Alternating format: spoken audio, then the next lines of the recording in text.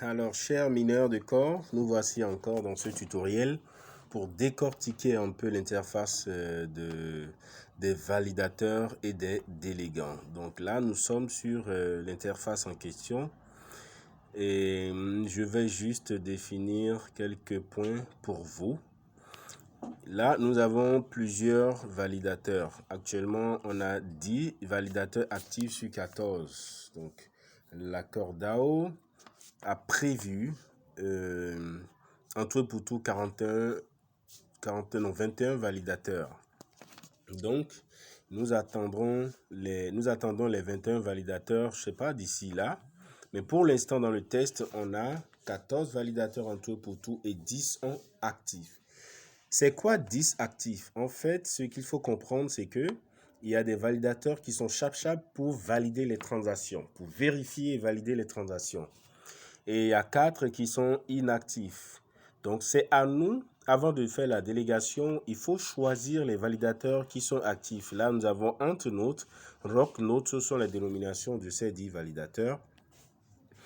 Ce qui nous intéresse ici, c'est le score hybride, la commission et l'APR.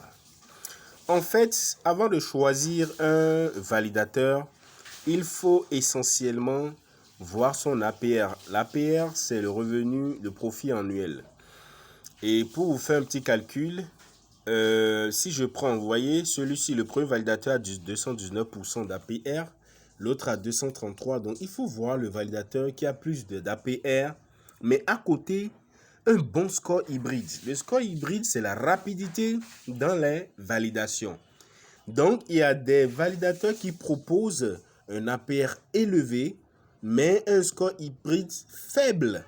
Le score hybride est faible. Donc, ça ne sert vraiment à rien de se loguer sur un validateur dont le score hybride est faible. Et également, il faut voir la commission. Si la commission est élevée, il ne faut pas toucher à ce validateur. Parce que la commission, en fait, c'est quoi? Ce qu'il faut savoir, c'est que les revenus perçus par un validateur sont répartis entre le validateur et ses délégants. Le validateur peut appliquer une commission sur la partie des revenus qui revient à ses délégants.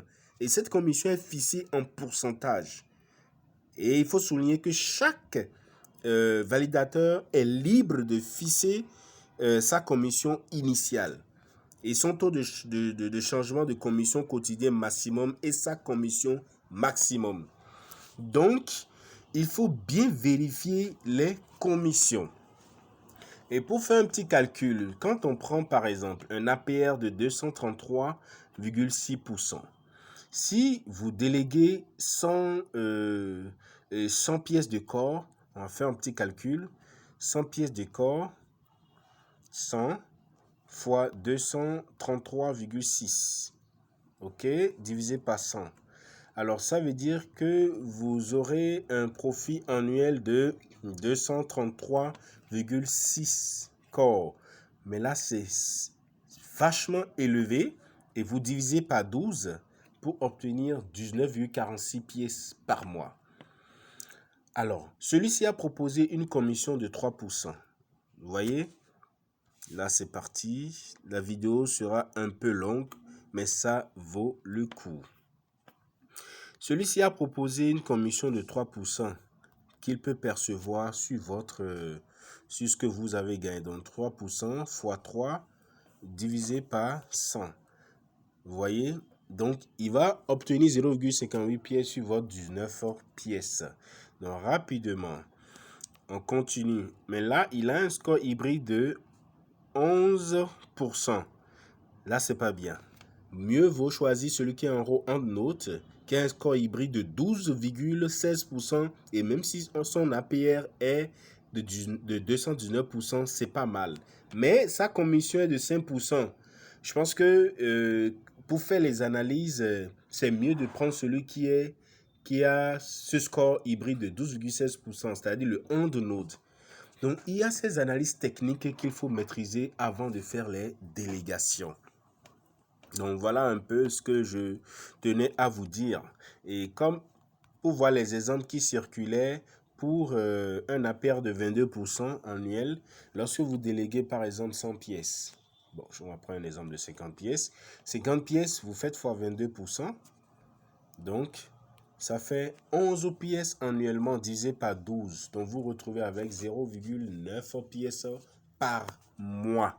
Donc, celui qui délègue 100 pièces fait fois 2, ça fait 1,8 pièces par mois qu'il aura, avec un APR de 22%. Donc, c'était tout. C'est pour vous montrer comment on fait ces calculs et ces analyses techniques. J'espère que ça vous aurait beaucoup aidé. C'était le leader Elvis depuis Cotonou, Bénin. Ciao, ciao.